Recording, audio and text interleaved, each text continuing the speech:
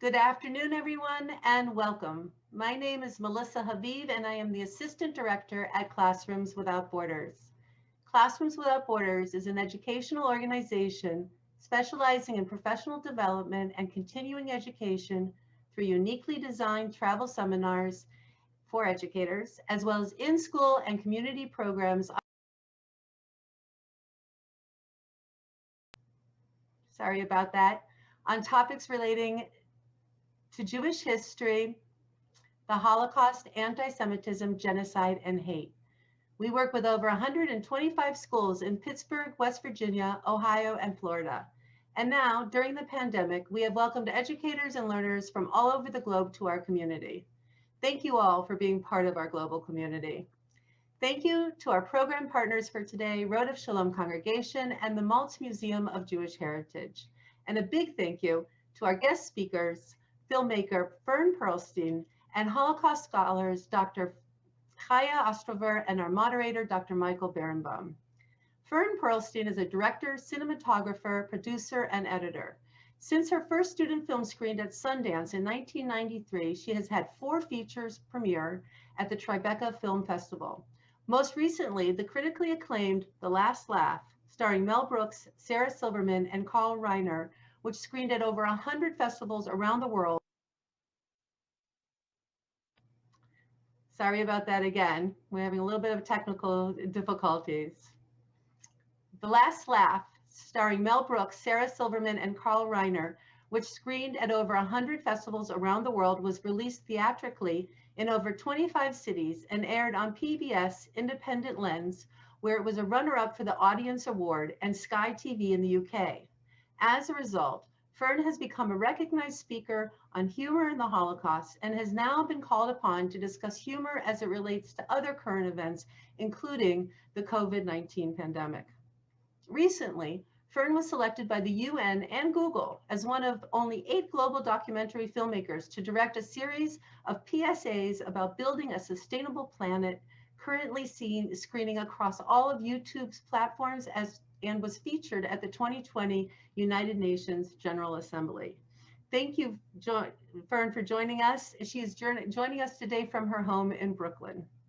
Dr. Chaya Ostrower is a senior lecturer in psychology and a public speaker in Israel and abroad on psychology, humor, and the Holocaust. She earned her doctorate in 2000 from Tel Aviv University, and the book she has authored based on her PhD, It Kept Us Alive, was published by Yad Vashem in Hebrew in 2009 and in English in 2014.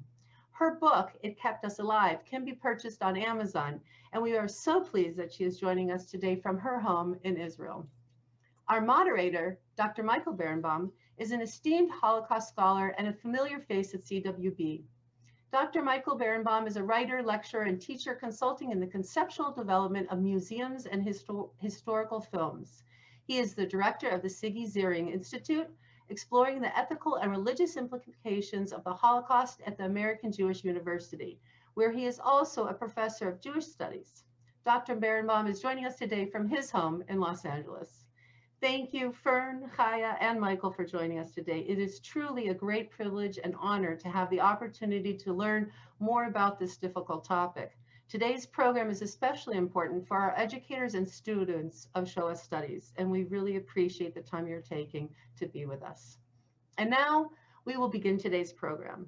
As always, we welcome and invite your questions. Due to the number of people on this call, we ask that you please use the Zoom chat feature to privately message Michael Berenbaum your questions. He will do his best to weave as many of your questions as possible into the discussion. Without further ado, Michael, the floor is yours. Okay, good afternoon, ladies and gentlemen. I'm happy to be with you again, and we should have an interesting time together. Let me suggest for those of you who have wondered what does humor have to do with the Holocaust, that you remain what I would call agnostic or open-minded, and let's see if at the end of the program you can answer that question before we answer that question. But I want to suggest that that you just keep an open mind and see if we are informing you about the human condition informing you about the Holocaust and not disrespecting the magnitude of the event. You shall be our judge, and we look forward to that. I'm going to begin by asking Ferne the question that I guess many of you have when you get the first response. What type of audacity did it take? Let's call, the classic definition of chutzpah is the man who murders his mother and father and then pleads for mercy from the court on the grounds that he's an orphan. Well, Ferne, what type of chutzpah did it take for you to do a film on Holocaust humor? It is probably the event that is most antithetical to humor that we can imagine. Yes. Well, let me just say thank you for having me, everybody. Chutzpah or stupidity? I don't know. So it goes back to around 1991. I was with a friend in Miami where they had just, opened the Holocaust Memorial there. And I was with a friend, and an elderly survivor was taking us around, and we had just read Art Spiegelman's Mouse and had been, pretty obsessed with it. And so after the tour, we started a conversation with her, asking her what she thought, what the survivor thought of Mouse. And she said, I haven't read it, but and this was the first graphic novel, so there was nothing like it. So, she was like, you can't cover the Holocaust in the funny pages. There's nothing funny about the Holocaust. And we had this very interesting conversation with her. We weren't pushing back. We were just talking to her. And when we left, my friend and I were thinking about how, what is it possible? Thinking about, some of the quirkier stories in Mouse. And we went our separate ways, and he wrote this paper, and he went back, he was getting his PhD, but had to finish up some college courses, did a 25-page paper on the idea of humor. Was it possible to find humor in the camps, in the ghettos? And he did. He found all these examples, and he presented it to me when I saw him again in 1993, and he said, make this into a movie. It took me from 1993 till 2011 to be able to raise money to make this film. I think had I been able to make it earlier, I would have had hate mail. People would have, revolted. But enough time had gone by that it was okay. It was more okay under the right circumstances. There's a whole thing that Mel Brooks talks about in the film, about time and how, it makes all the difference. And I think in that case, I was able to make it. I think now I might not be able to make it again. Why? I think with the current political climate, it's even harder with political correctness, with people's sensitivities right now, with the amount of hate crimes that have been happening. I think it would be really difficult. What do you think? Do you agree? Well, let me think about that for a moment. I want to ask Chaya, who also worked, Chaya wrote a book, It Kept Us Alive, on Holocaust humor. Kept us alive. It kept us alive. As a defense mechanism in the Holocaust. So tell us about humor as a defense mechanism in the Holocaust. Humor it kept us alive. Humor is a defense mechanism in the Holocaust based on my PhD in Tel Aviv University. And there are 55 Holocaust survivors, which I asked them the question, do you laugh in the Holocaust? What made you laugh in the Holocaust? And I got a lot of stories, a lot of humor.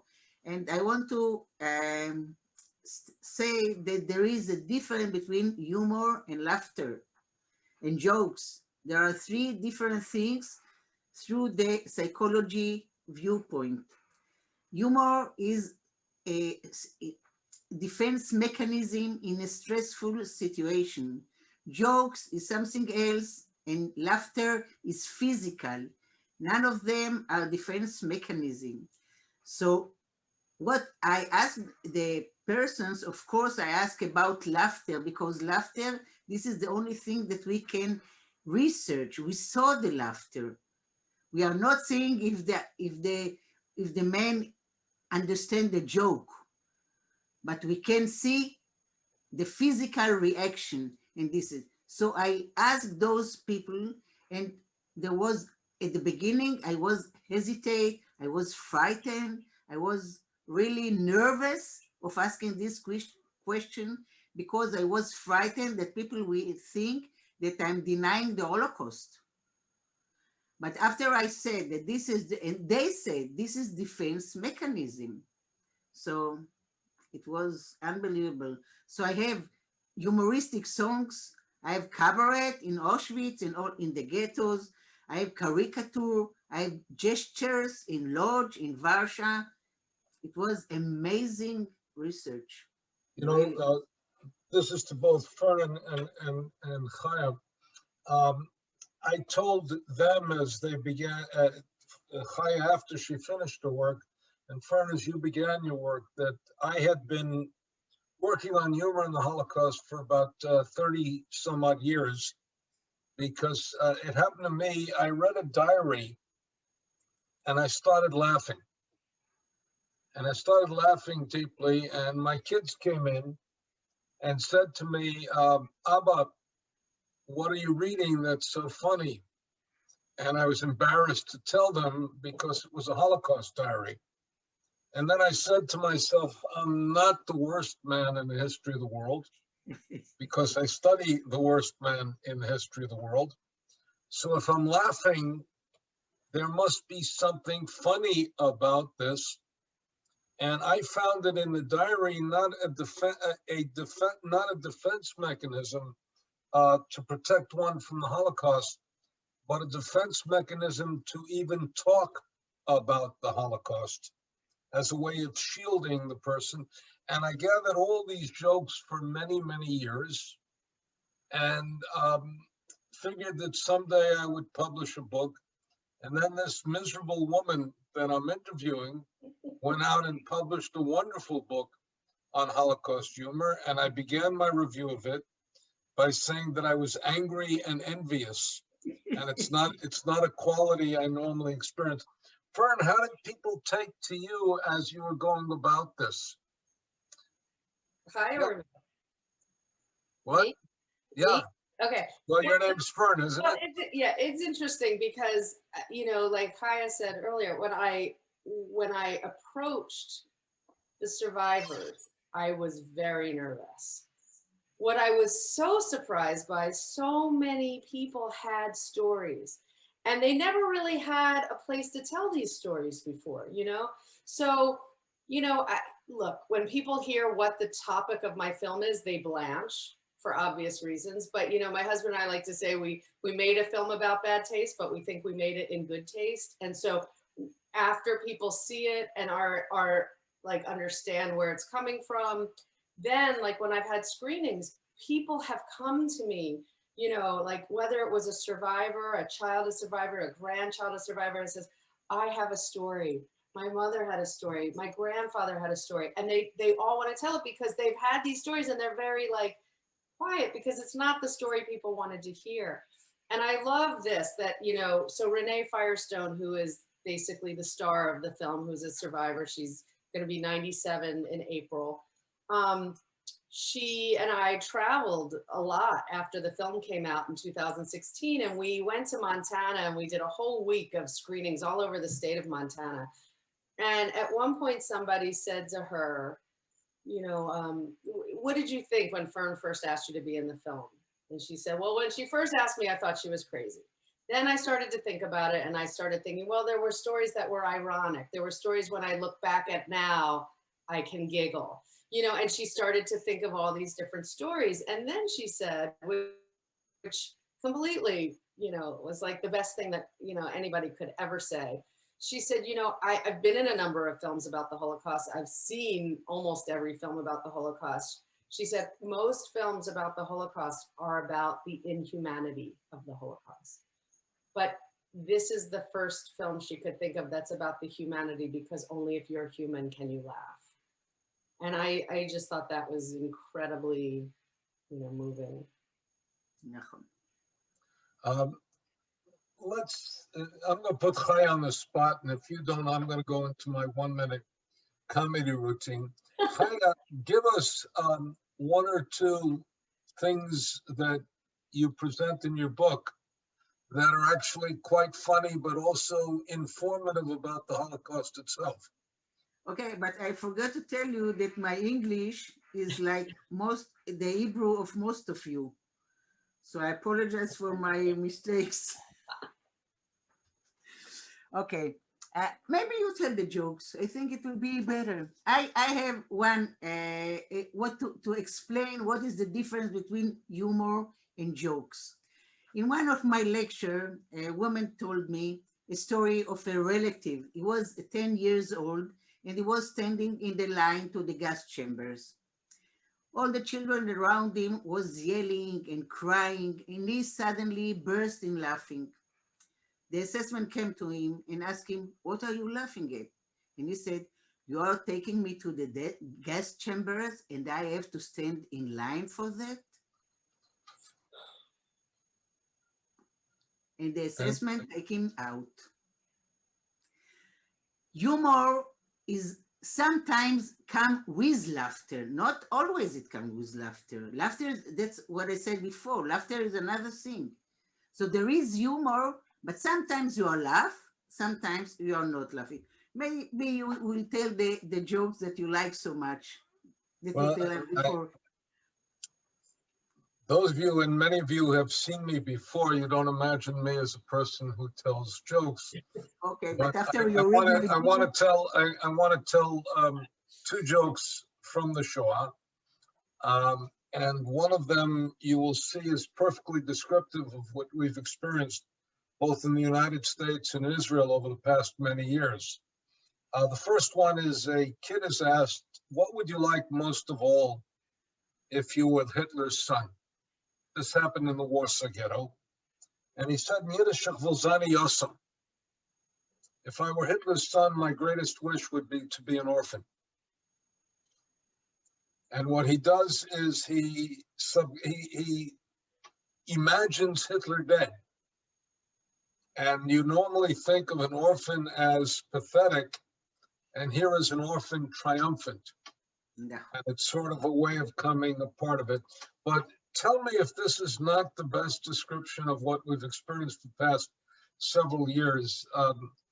4 Jews get together. One Jew says, "Oi." The other Jew says, "Oi, oi." The third Jew says, "Oi, oi, oi." Fourth Jew says, "Gentlemen, if we're going to talk about politics all day, I'm leaving." And I don't know a better description of our time and of that time. I have to apologize to Melissa. Last time we did this, I didn't give her enough time to queue up the film clips. So let's look at a film clip from Ferne's film on gallows humor.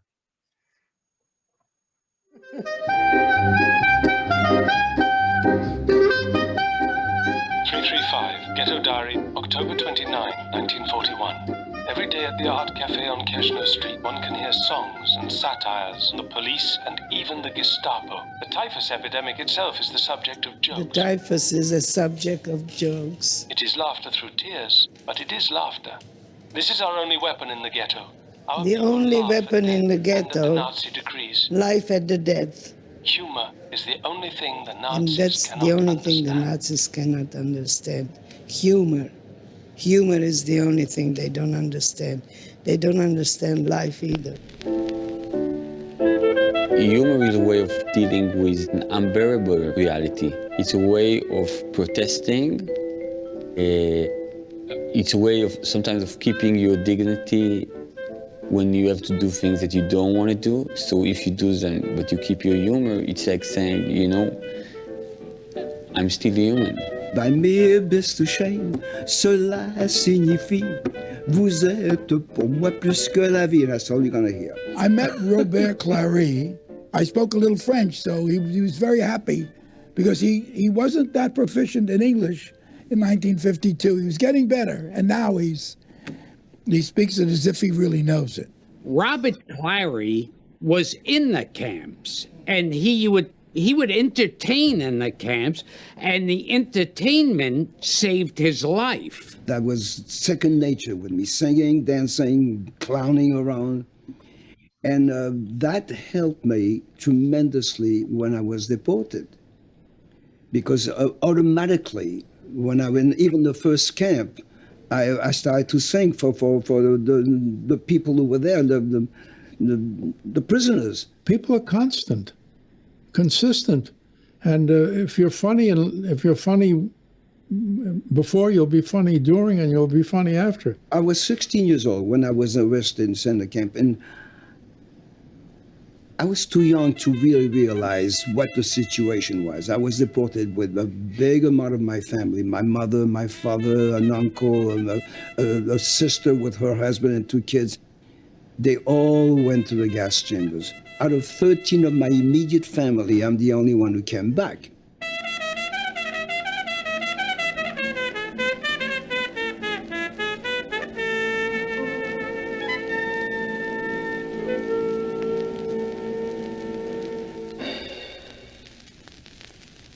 For the 10 minutes that I work or 15 minutes that I sang, they forgot what they were, and that was the most important thing. And that's what made me being alive.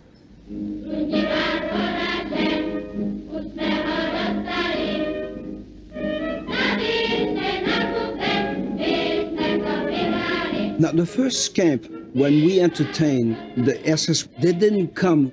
We only entertained for the inmate.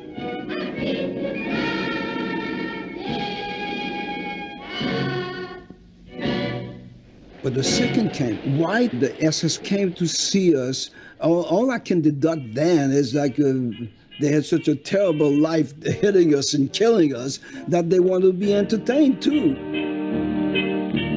Jeder schimpft heut auf Berlin, alle aber loben Wien.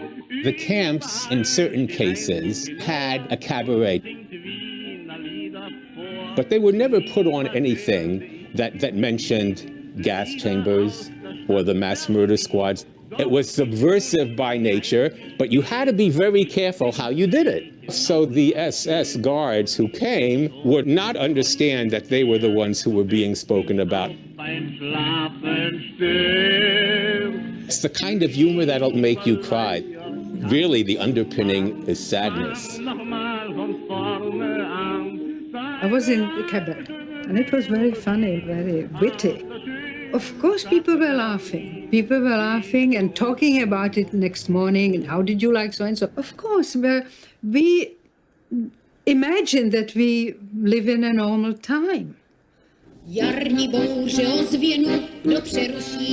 There was a song which we have adopted as our anthem. It went something like, let's join hands, we shall overcome. When the tyranny ends, we shall all dance on the ruins of Terezin. Well, sadly, very few would have been able to do so. Všechno jde, když se chce, za ruce se vezmeme, navzdor kruté době humor v srdci máme. Den co den, stále jen, sem a tam se stěhujem, a na troskách větách budeme se smát.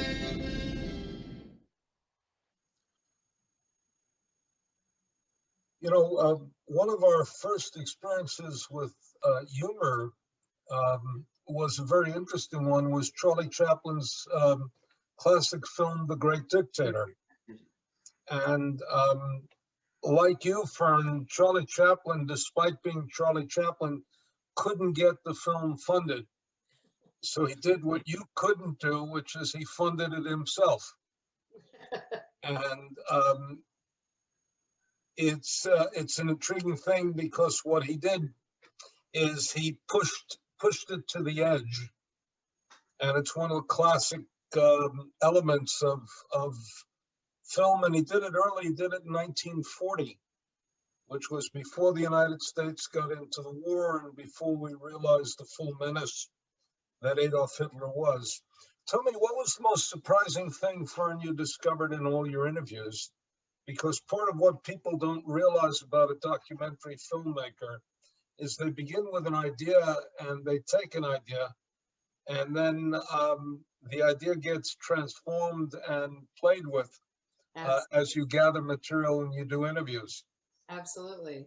Well, the biggest surprise of the film by far was uncovered during my interview with Mel Brooks. So, when I made the film, when I first got my first, tranche of money, my husband's a screenwriter. We went to his agent and we said, we had a list of like 150 people. And we were like, can you help us get anyone on this list? Knowing that Mel Brooks was at the top of it and Sarah Silverman and a couple others. But we knew we couldn't make the film without Mel Brooks. But in the process, so we eventually get Mel Brooks. It was not easy, but we got him. And I started researching like crazy, watched everything. I found so many things I didn't know about. And then when I'm talking to him, you think that he's so daring and brave and whatever. And when we would talk, he's like, I draw the line, let me rephrase. So I started every interview with, it was such a serious topic, but I was interviewing comedians, so I wanted them to let their guard down a little. So I would start with, do you have a Holocaust joke? And they'd say, well, I don't have a Holocaust joke, but I have a Nazi joke. And then they'd tell me a joke. And it happened like 3 or 4 times. And I thought, I didn't know there was a distinction. These comedians had already figured that out. And so then eventually I would say, well, I used to start the interviews with, do you have a Holocaust joke? But now I realize there's a distinction. What do you have? And now let's tell our audience, our co-participants, that Mel Brooks did this. Talk about for a moment about the producers, which they may not have seen because by now it's an old film. But Mel Brooks did the most bizarre film that is an extraordinarily humorous film. Talk for a moment about the producers. Yeah, so he made the producers. It was going to have no audience, I assume people know the story, right? That a couple of producers, wanted to purposely put on a flop so that they could, get all this money from, old lady investors. And so they thought, what's the worst possible idea for a musical? And it was a musical about Hitler and, the Holocaust. And it turned out to be a hit. And of course, they lost everything. But the film itself almost completely disappeared. The reason it got noticed, I don't know if you know this story, but oh my gosh, what's his name? Oh my God, Pink Panther, sorry, help me. Peter Sellers. Peter Sellers, used to have a private screening room, and he would watch a different movie that was about to come out every week. And there was a technical problem with the movie they were supposed to show him one night. And he said, I don't know, you got anything else on the shelf? And there was this film, it was called something else. It wasn't originally called The Producers, sitting on the shelf because they were it was never gonna see the light of day. And they said, well, we have this film, I'll put it up. He loved the film so much that he put out a full page ad in the New York Times and the LA Times saying, so-and-so, to whoever the producer was, you better make this, release this film. It is the funniest film that's ever lived. So that's how the producers came out. And then the irony is, talk about time and how time makes a difference. Then it becomes, years later, it comes out on Broadway, and it's almost cliche. And in the film, Harry Shearer has a line that, of course, again, we interviewed him in 2011. He's like, had it been springtime for Saddam Hussein, it wouldn't be as funny. So But let's hear, Melissa, if you can key it up, let's hear Mel Brooks defend the difference he makes.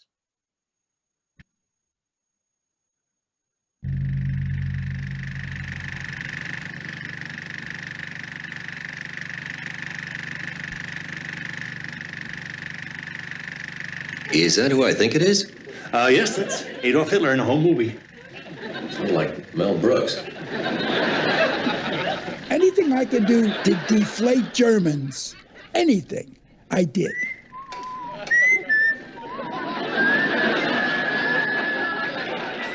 Peeping Times, home movies of Hitler. Danke. I was there with Eva Braun. How did you do? It was a bug. A bug. You killed a bug. Killed the bug. A living thing, you just take its life away? She said, it's just a bug. It doesn't make any...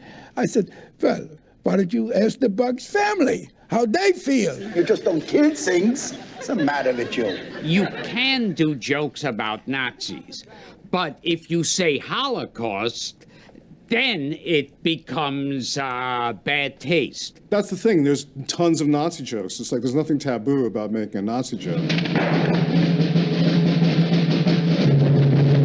Schulz! You Dummkopf! Vergeharken Flutz! Bugs Bunny was making fun of Nazis. The Three Stooges were making fun of Nazis. The Marx Brothers were making fun of Nazis. And this is during World War II. Heil Hitler! Heil Hitler! Heil Hitler! Heil Hitler! Heil myself. Anyone who's in a position of extreme authority is great to make fun of because they're pompous. There is an arrogance to being in that position.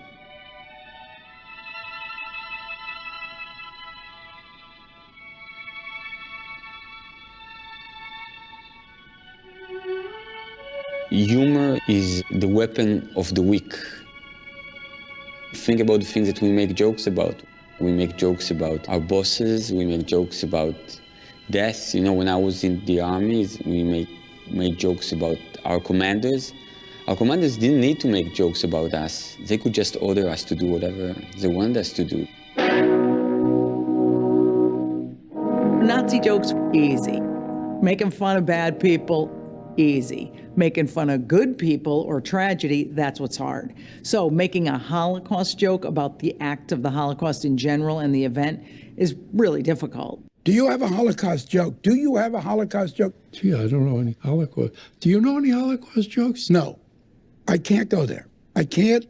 I personally, who have done a musical called The Inquisition, you know, with Jews floating around and being dunked in water and tortured, I cannot go there. Well, to me, you don't have a Holocaust joke. You have a joke about dating. You have a joke about politics. The joke's always about something else. For me, the joke's always about something else. Then the punchline is the shocker. That's when you mention Hitler or the Holocaust or, you know, Auschwitz is a funny punchline. Not a funny topic, but a funny punchline. You don't want to walk out on stage and go, how's your Friday night going, everybody? Let's talk about Auschwitz. That's not going to fly. No one's getting laid after that show. A great joke really does trump all rules. But it's got to be a great joke. And the higher the stakes, the higher the standard for how good the joke has to be. It has to be funny. If you're going to cross the line, you better be funny. Of course it has to be funny. Otherwise, it's not a joke. A joke about a mother-in-law can be that good and pass muster, but a joke about this stuff has to be like, you know, you're ashamed that you laughed at it, but you're laughing because it's like you can't help yourself. So I'll never forget, I actually did have this thought, and comedians do have these thoughts that go really overboard, and I thought, could I ever tell anyone this? And I'm thinking, if I have this thought, someone else has the thought. But I was at one point watching footage of one of the concentration camps being liberated on one of the history, you know, World War II channels. And so I'm watching this video of a concentration camp being liberated, and I actually thought to myself, now, if I was standing on line naked for the gas chambers, would I hold my stomach in?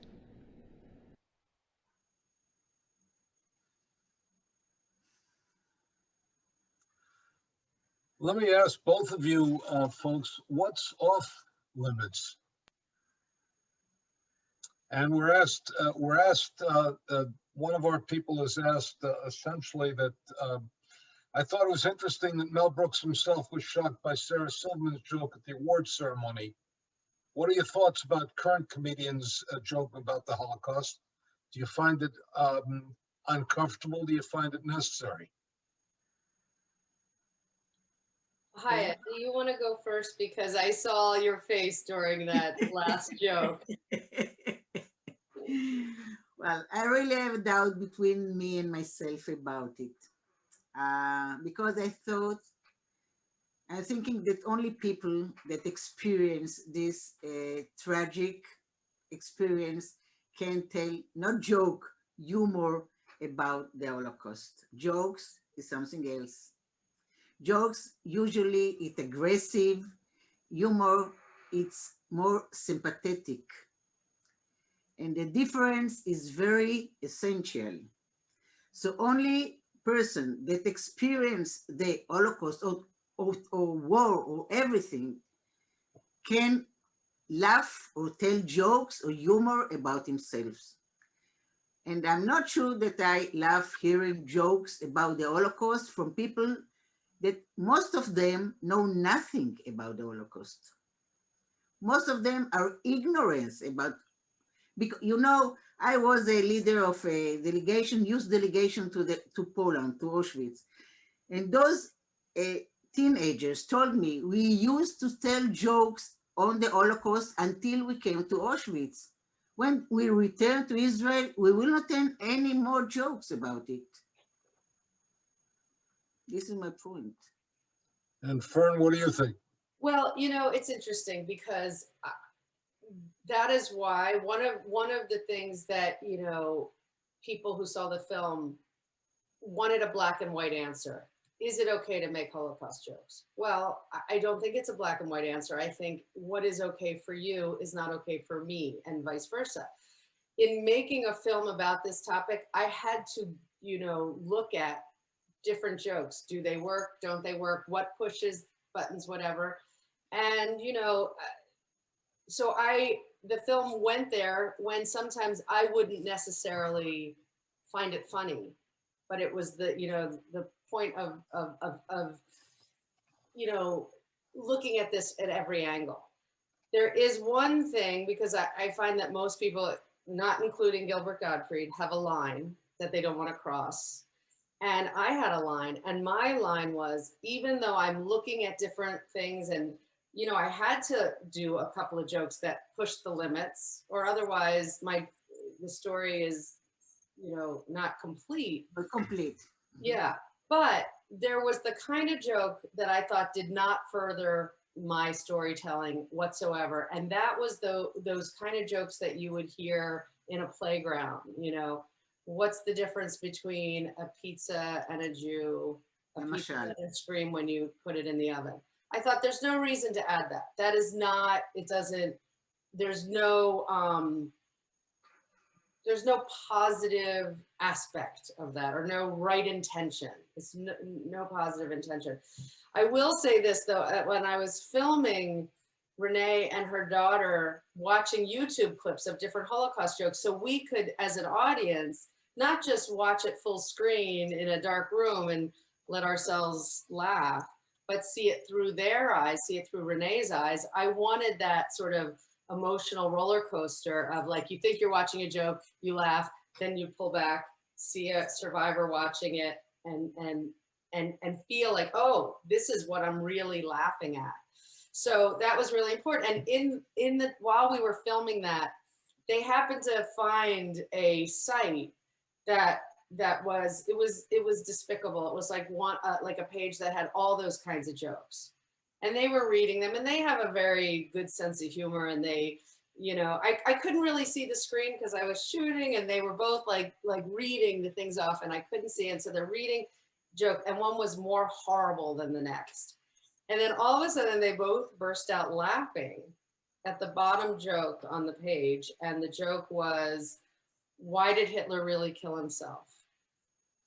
He got the gas bill.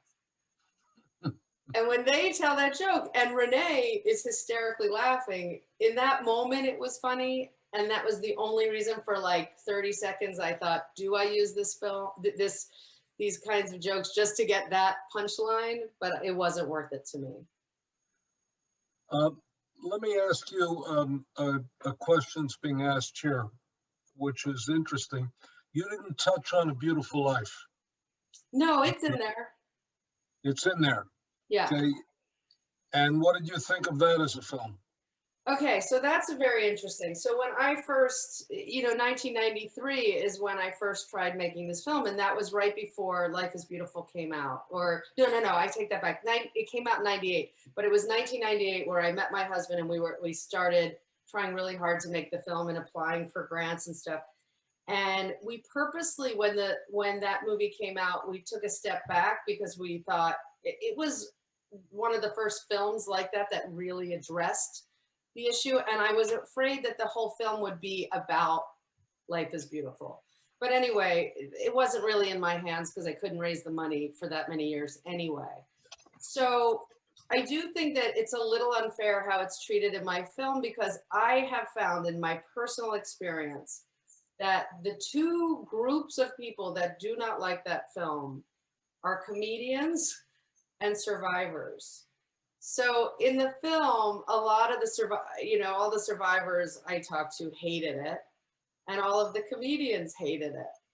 And I don't know, I remember seeing it in the theaters in 1998, and because it was already a topic I was looking into, I loved it at the time.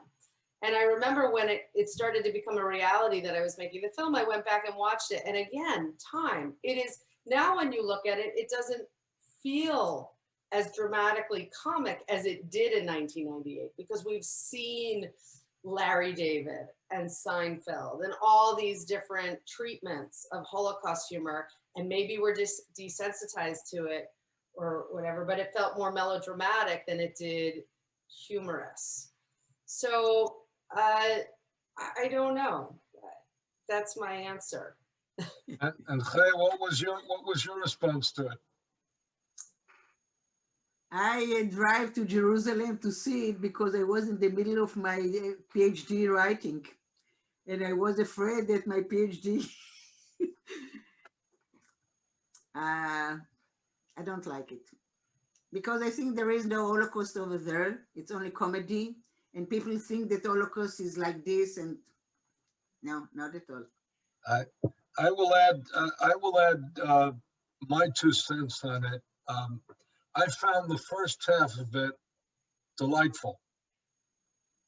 I found once it got into camps, it was so impossible and diluting of what the camp was. And then I became deeply offended by his behavior at the Oscars, in which he showed that genre of behavior. And I thought that behavior was a technique to deal with the Holocaust. And I found that it became his persona, and that alienated me further. Ferne, we're being asked, are you or your husband children of survivors? I'm not a child of survivors. My family came from Russia. And my husband is not Jewish. Okay. So he certainly. I just want to add to Benini film. If you're looking at him as a humor, as a stressful situation, maybe it's good. But if you compare it with the Holocaust, it's worse. Let's ask it about time. Chaya, in your book, you're dealing with humor within the Holocaust. Yes. And kept us alive. And consequently, in one sense, there are no boundaries. There are no boundaries for humor in the Holocaust. And there are very few boundaries for survivors of the Holocaust to grapple with their experience. Correct. In that way. So you can have the book, Ladies and Gentlemen, This Way to the Gas, which by its very nature is outrageous, but important. We then get Mel Brooks, and we just saw in the Mel Brooks clip something quite interesting. He won't go there. And it seems like Sarah Silverman, a different generation, a generation much later, will go there, and we'll go to the, we'll take it to the nth degree. Yeah. What is it about the generations? Well, it's interesting because again, I was looking at a lot of this through Renee's eyes, who's a third generation, right? She's the first generation. So like by the time her watching Sarah Silverman jokes, it's like, you know, Sarah is sort of playing a character. She's playing the, you know, like naive and like as if she sometimes is the bigot or whatever. And it's very inside your head. And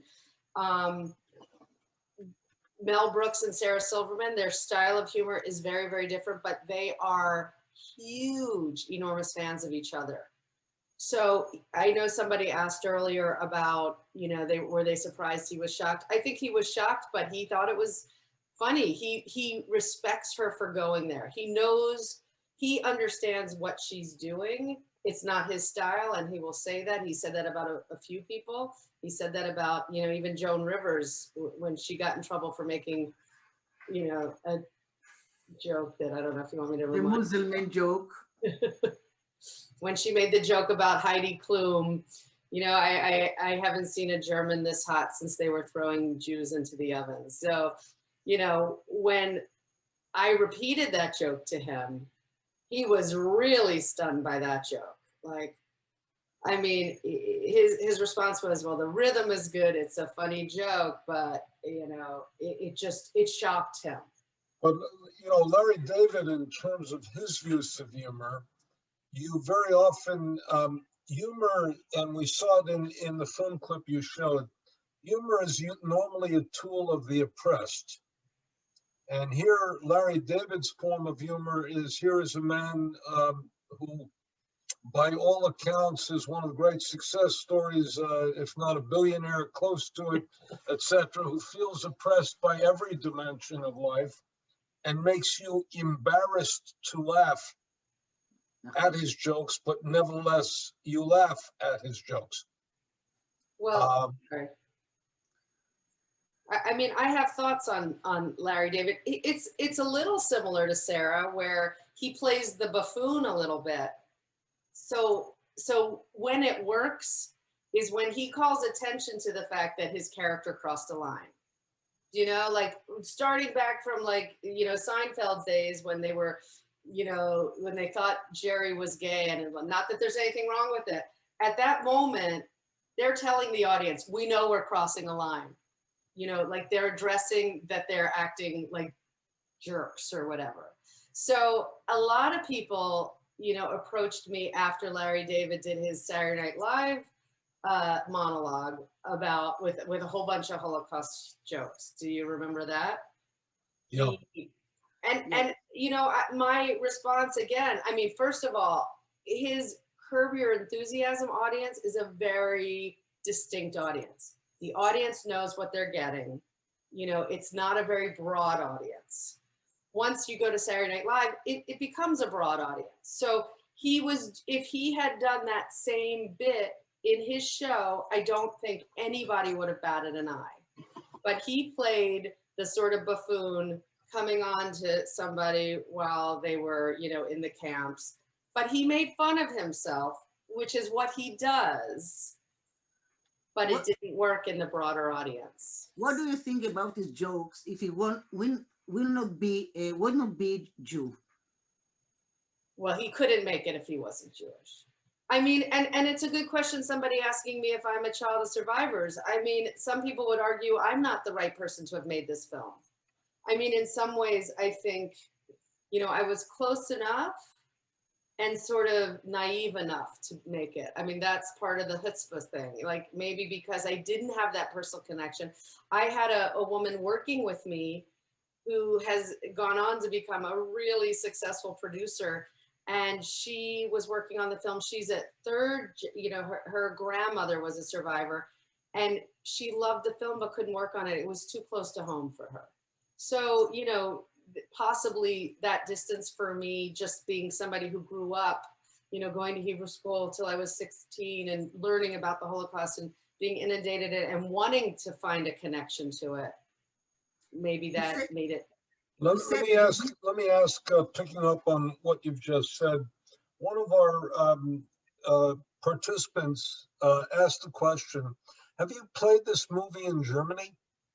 Multiple times. And how did the Germans react? Very good question. And then we'll ask the second half, because we asked about, Chaya asked about Larry David, could he do that if he were not a Jew? Question is there any Holocaust humor in Germany itself, or is that taboo and impossible? Great question. Tell us about. Okay. Well, I'm gonna first of all, the European premiere of The Last Laugh was in Munich, of all places. So, and I had an idea that it might not be, it might be a strange reaction compared to the premiere in New York City, for instance, because we had a young intern working for us, and it was like right before the film was about to come out, and my friend, a very dear friend of mine, her father died, and they had this 2-day ceremony, and so I was with my friend for 2 days, and we had to have somebody watch it down for all the technical problems. And it was in my producer's office, and every once in a while I had a moment to check in, and I'd say, how's it going? They're like, well, he's watching it, but he's not laughing. And we thought, oh, okay, well, no problems. And by the end, he finishes watching, and she says to him, well, what'd you think? He said, well, there are no problems. And she said, but did you like it? He said, I loved it. And she said, but you didn't laugh once. And he said, I'm Austrian. I'm not allowed to laugh at that. I mean, he literally it was and we thought, oh, it didn't even occur to us. So I knew going to Germany, it might be something like that. Well, sure enough, it premieres in the first night in a 400-seat theater, and you don't hear, it's like it's like you could feel them holding their breath almost. And then every once in a while, maybe there'd be a tiny little guffaw if Renee or Robert Clary made a joke, because it was they kind of gave more permission. And then, but you could feel the weird tension in the room. And then what I noticed is, because of all the pent up humor, when there was a joke that wasn't a Holocaust joke, but was just a Jack Benny joke, like a Jewish stereotype, it was like a release. And they would laugh, which to me was worse, right? Oh, they can laugh at anti-Semitic jokes, but they know not to laugh at Holocaust jokes. It felt very revealing to me. So I was very good friends with we had 4 films that showed at this festival. So we were good friends with he was the head programmer of the Munich Film Festival, and he did the questions, and everybody stayed for the Q&A, but nobody would raise their hand. And so we just talked about it. And I said something. I said, I have to tell you, I suspected it might be hard to laugh at this, being German, but I was a little bit, surprised that it was okay for you to laugh at jokes that were just about, Jewish quirks and anti-Semitism. That's okay. And we got into a whole discussion about it. And then it turns out that I told the story to one of the other programmers who's from Berlin and Jewish, who was living in Munich, and she planted herself in the audience, and she raised her hand, to try to, break the ice, and said, I'm just wondering, is it a different response in Germany than it was in New York? And so we were able to, go right into that discussion. Let me tell you a brief story that I saw Schindler's List premiere in Germany, and I'd seen Schindler's List in the United States. So I sat myself where you never sit yourself in a theater, which is I sat myself in the front row of the theater and watched the audience and not the film.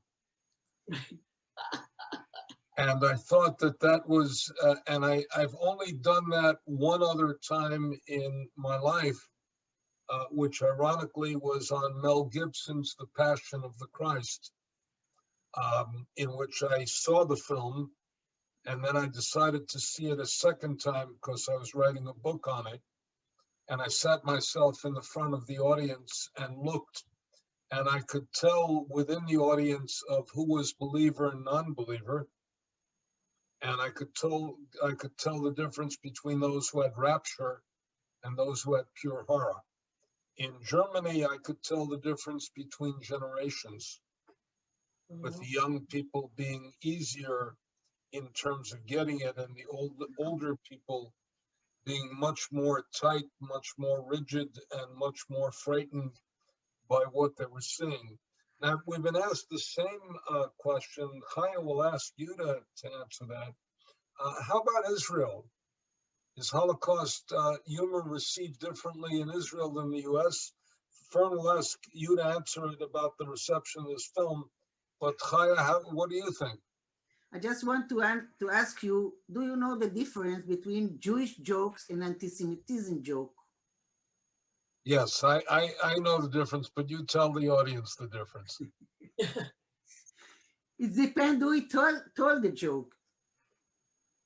There's also there's a nice statement. Well, what about who laughs at it? There's also a nice statement by Rabbi David Hartman, who said once of criticism of Israel, it's all right to criticize Israel, but do so as a mother instead of as a mother-in-law.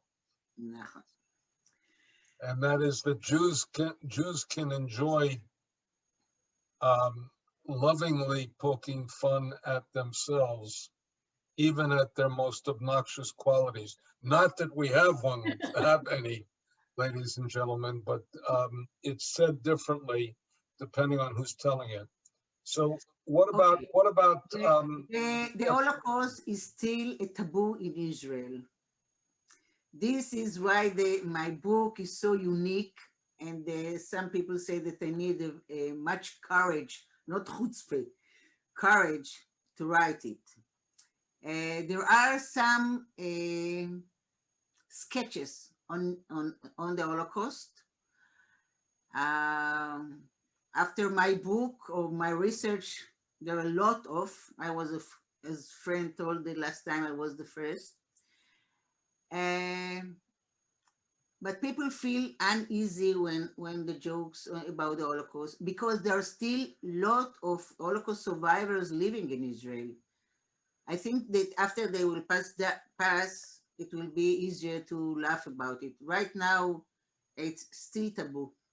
Let me ask you a minor question. In what department did you get your doctorate? Was it in psychology or in history? No, in education. In education? Yes. That's probably why you were given the doctorate. You would have not been given the doctorate in the history department. They would have, They would have never approved of the thesis. Yes, and they would have told you impossible. Yes, it was surprisingly that Yad Vashem published it. I was very surprised that they agreed to publish it. Well, that's a tribute to the quality of the work and the importance of the work, because it really uncovered a dimension of the Holocaust that people had not explored. Ferne, I want you to answer about how your film was received in Israel. Yeah, I do want to go back to what Chaya was saying, that so when I met my husband and he was helping me try to make it in 1998, it is true that Chaya, you were the only person that had written about it. I think I might have reached out to you way back then, maybe. I don't know. That was the beginning of email. So, but for years, you were the only person that, wrote about it and whatever. And, you were an amazing source and support for me. So I thank you for that. Well, it's funny because I went to Munich, and then directly a week later, I premiered it at the Jerusalem Film Festival. The Cinematheque, yeah. Yeah.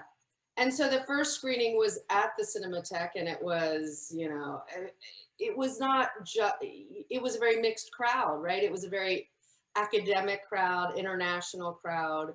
It did very well, but it wasn't, I don't think it was a true, it didn't I didn't know yet. So the next day it was in the... Anybody who's attended the Jewish Film Festival would say that it is a cross-section of the intellectual elite of Jerusalem, but it didn't have the Israeli people there. And that is that if you listen, exactly what I was trying if to you say. listen, that I know you're about to say, if you listen in the cafe outside, everybody's speaking many different languages, very few of them Hebrew. Right. And you But can have, that's you the can feeling. even have a couple of people who are talking to each other in Latin, so they will not be understood. Right. But go ahead, Ferne. I mean, it was Annette Insdorf, who I don't know if you know. She moderated the Q&A. It was an incredible screening, but I couldn't judge. But then, and forgive me that I don't know the name of the neighborhood, but there was a progressive Orthodox neighborhood nearby that we had our second screening. German colony. And Baca in the German colony. So we screened it there, and I was more nervous. There was one woman who was upset. We did the Q&A. We continued the Q&A into the lobby. We talked and talked and talked, and then she was totally happy after we spoke. So that was the true response. That was very good. I wish it screened more, in Israel. It aired in Israel, but I have no sense of that, how it would, how many people got to see it and stuff, but. I'm gonna, to short circuit it because we're limited on time, I'm gonna answer a couple of questions that were asked in the chat room. Holocaust humor is historical. Why would a history department take issue with that? I think the best way to say it, and Chaya, if you disagree, let me know, is that Israeli history departments are not known for having a sense of humor. Yes, it's true. or for appreciating the nature of humor itself. Somebody asked about the films you showed of Theresienstadt. We have to say that most of the films shown of Theresienstadt are propaganda footage. And it's Westerbork, a lot of it. And Westerbork. Westerbork is a transit camp.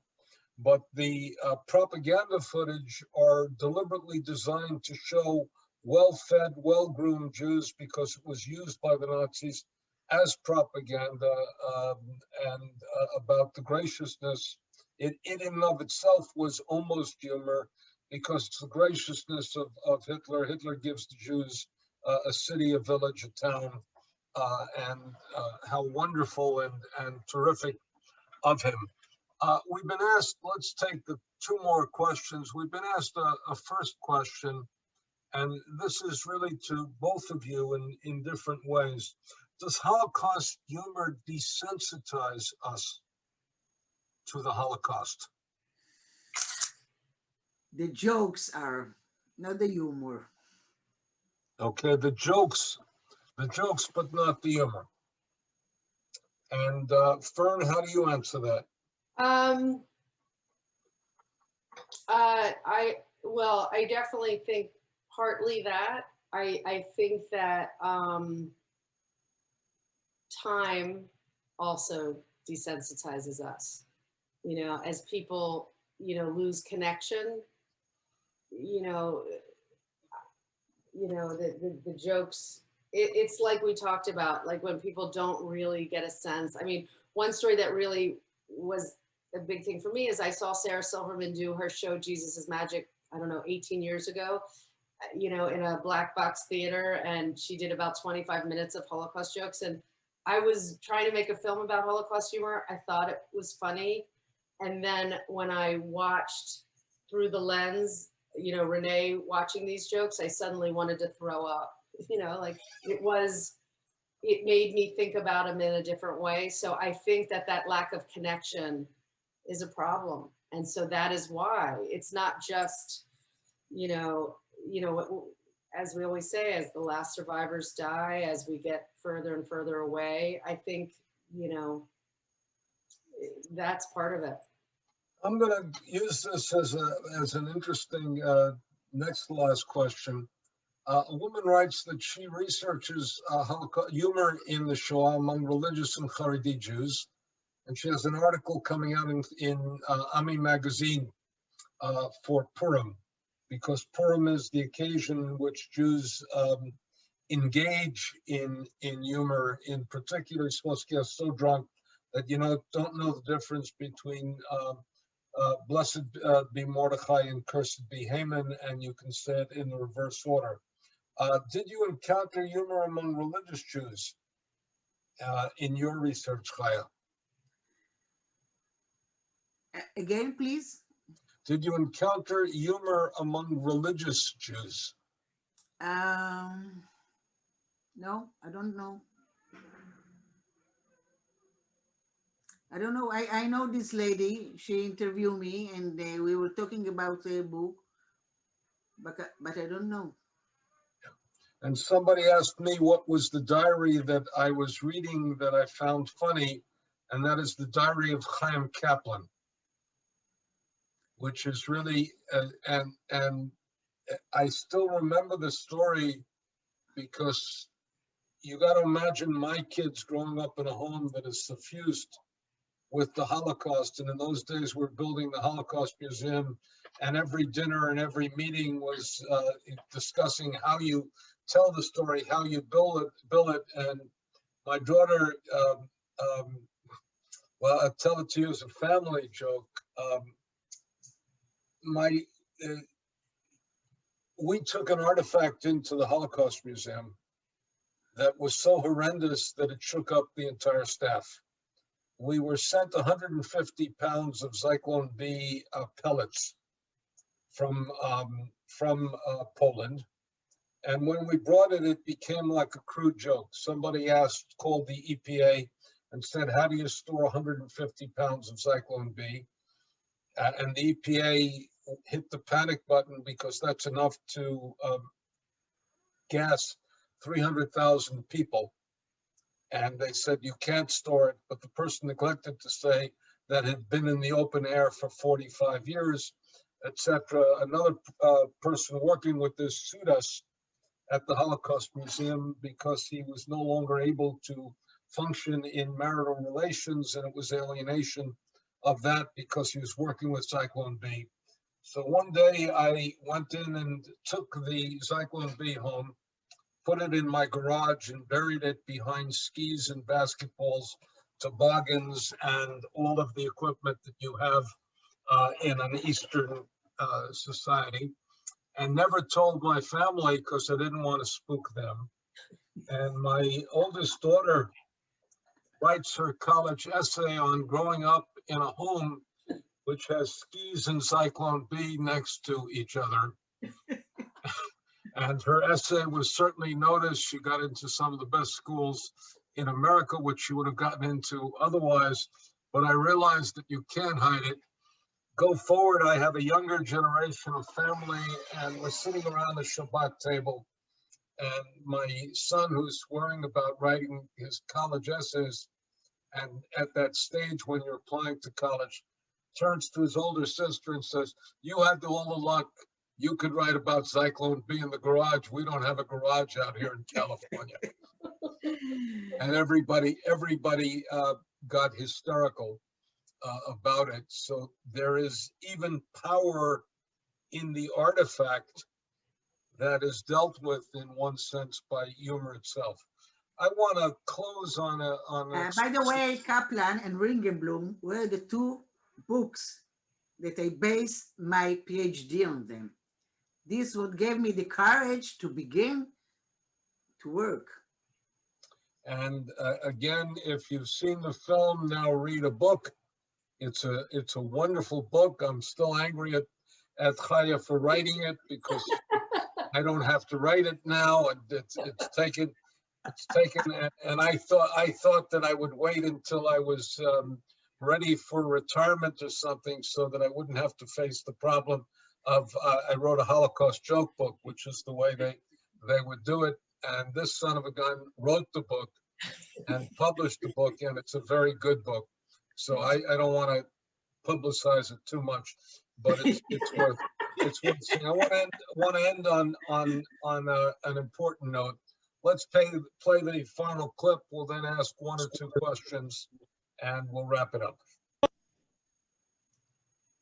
Volare, whoa, dooba dooba dooba dooba, cantare, whoa, volare, whoa, cantare, whoa. Did you enjoy that? I like to hear the song, but I could not enjoy it. Why not? With an Italian singing a beautiful song. Because I remember for so many youngsters who were perished and they can't enjoy this beautiful place. But you know, you survived. You're alive. How can you not have pleasure out of the fact that you survived? Always I remember the children screaming, the selection. You know, that is like an our shadow. You cannot forget. You cannot live in the shadow of those cries. You have to remember it, but you cannot live in those shadows. I don't live in the shadow, but the shadow is following me all my life. You know, I speak about the Holocaust all the time, but I enjoy life. I am so happy that I have 3 great-grandchildren. Could Hitler imagine that I will survive and have 3 great-grandchildren? I mean, that's my revenge. There's a phrase for that in Yiddish, which is called Yiddish Nakama, Jewish revenge. And there also was a very profound statement in Hebrew, Uvamotam tzivu lanu et hachayim. In their death, they commanded us to life. And I think that that's a very powerful way to end. Let me thank Ferne, who produced and directed and persisted in doing the last laugh. And let me thank Chaya for her contribution. Someday I will learn to forgive her for doing the work itself, but not yet. And let me thank the audience for being with us and turn it back over to Melissa. Thank you, Michael. Thank you very much, Ferne, Chaya, and Michael. This is really a tough conversation, and we commend you for tackling the subject of humor in the Holocaust with honesty and a little bit of humor as well. Thank you again to our partners, Rodef Shalom Congregation and the Maltz Museum of Jewish Heritage. And thank you, everyone, for your questions and for joining us this afternoon. We invite you to join us next week as we join Dr. Michael Berenbaum for our second session in our ethical implications of the Holocaust. And then on Thursday, as we kick off our celebrations of Purim together with Rabbi John T. Blackman and Cantor Julie Newman. To sign up for these programs, please visit our event page on our website, classroomswithoutborders.org/events. Thank you again to Ferne, Chaya, and Michael, and thank you all of you for joining us. Stay safe, everyone. Laila Tov. Healthy and Laila Tov, Chaya. We still have a long time until we get to bed, but your clock is running out over there in Israel. Thank you. Thank you very much. Bye-bye. Bye. Bye. Thank you.